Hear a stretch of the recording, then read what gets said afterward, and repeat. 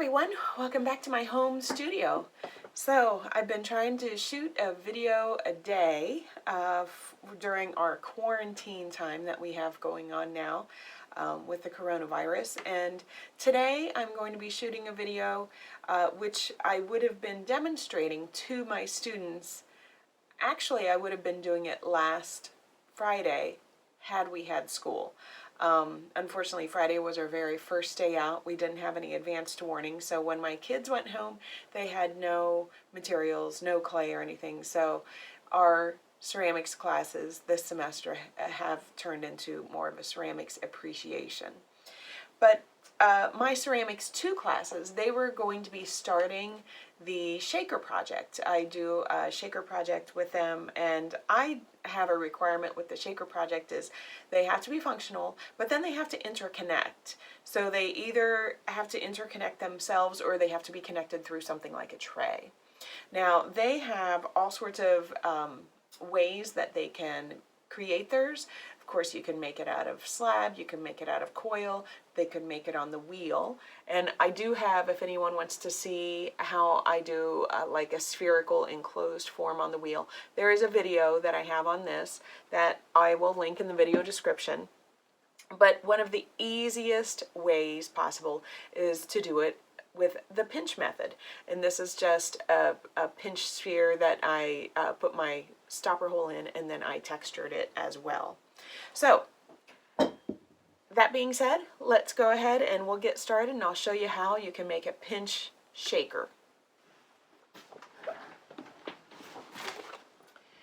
Okay, so the clay that I'm using here, it's Laguna B-Mix, but you could use any sort of fireable clay to make a functional shaker. I'm starting with a ball that is just a little bit smaller than the eventual shaker that I want. Now, just like the pinch method, I'm going to start by pinching with my thumb on the inside, and I pinch between my thumb and my forefingers. Now, when I do this, I pinch what is the bottom of the ball first, and then I slowly move up the sides as I'm rotating it. The pinch method, if you want to keep it round, keep it in your hand. You want to make sure that your walls are an even thickness. I tell my students when they are pinching and they pinch it on the table, they usually end up with a really thick corner down there. So if you keep it in your hand, it actually is a little bit easier to manage your thickness of your wall. Now, when you get it pinched fairly even, and notice I had to switch hands. I actually have a little bit of tendonitis, I think, happening on this arm here, so I sometimes have to switch off. Now, just like if I were making a pinch cup, if I got it a little bit too wide, I would start to bring it in by tapping it around. So you can see, slow and steady, you'll just bring it in. Now, as you bring it in, always look for any creasing that is starting to happen, because you want to blend over creasing before it gets worse, just like with a pinch cup. And I have some videos on making pinch cups. I'll link those playlists in the video description too. So if you wanted to see a little bit more detailed, you can just check out those playlists on our pinch cup exercises that we do. So as I bring it in, I'm again keeping it rounded on the bottom.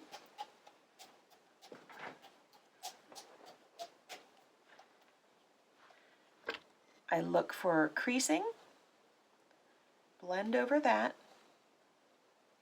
and eventually I'm going to actually make this seal and meet here in the middle.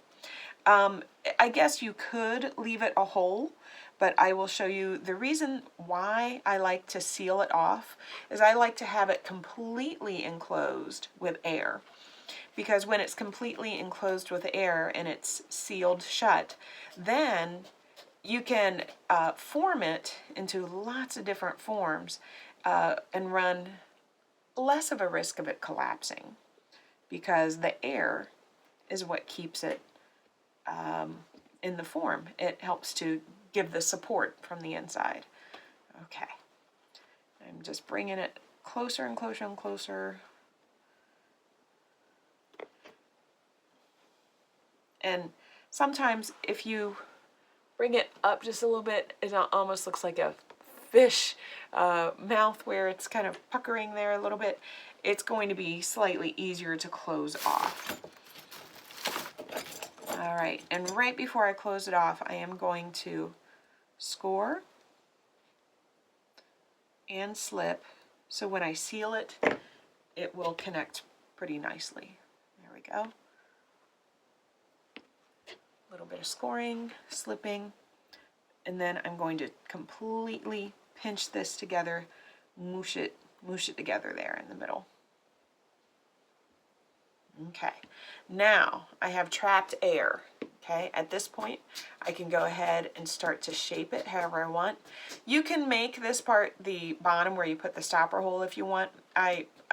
Most of the time I probably do. Okay, now let's say I wanted to make something of a shape other than a ball. Okay, you can of course manipulate it by, you can use your hands, you can pat it, you could tap it. So maybe I want to do something that's more cubical or squared.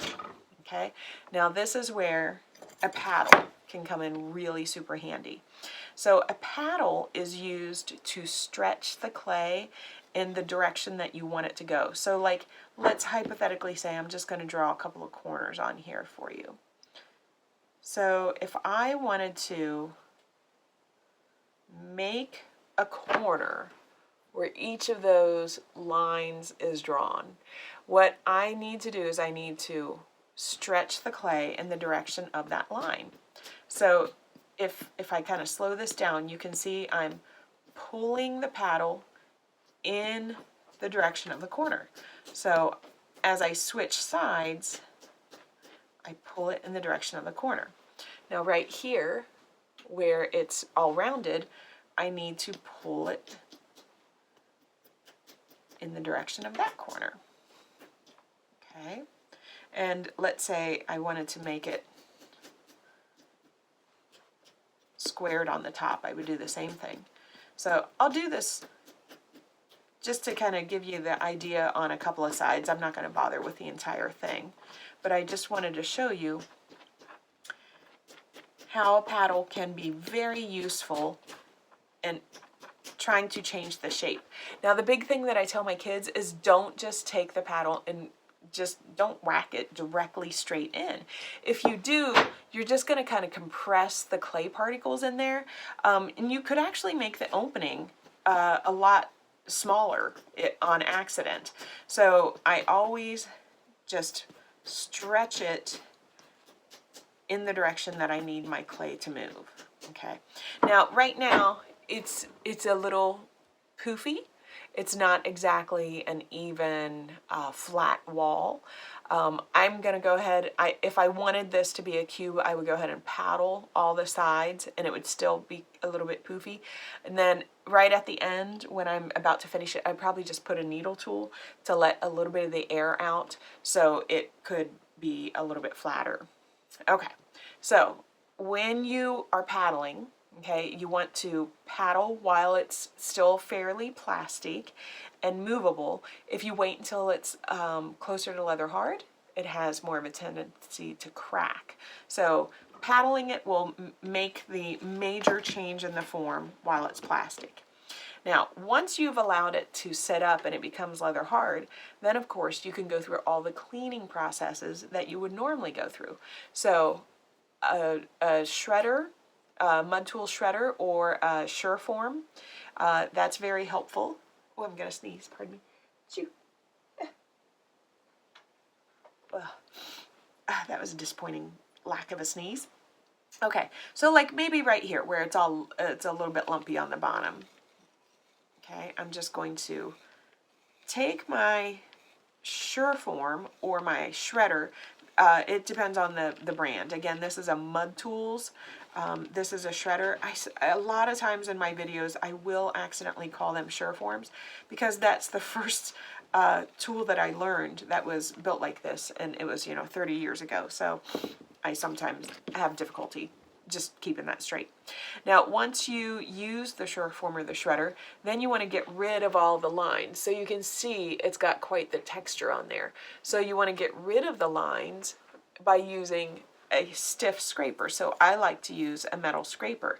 And this is, again, a Mud Tools little baby scraper.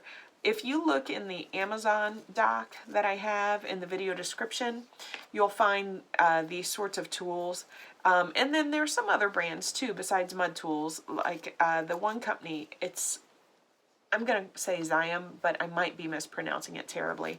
It's Xiem. They have some lovely baby little ribs as well that are quite nice. But anyway, just look at the Google Doc. I have lots of tools that are very helpful. So as you use the stiffer rib, it gets rid of the Surform marks. Okay. Then once the Surform marks are gone, then you go to the next stiffest. So I use the yellow. And the clay that I'm using is not really, it's not grogged. It's got a little bit because this was recycle.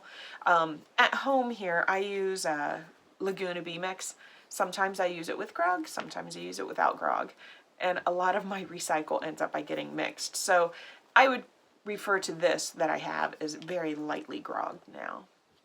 Okay, and then lastly, once you go over it with the yellow, then you can go over it with the red, and that will make it super smooth.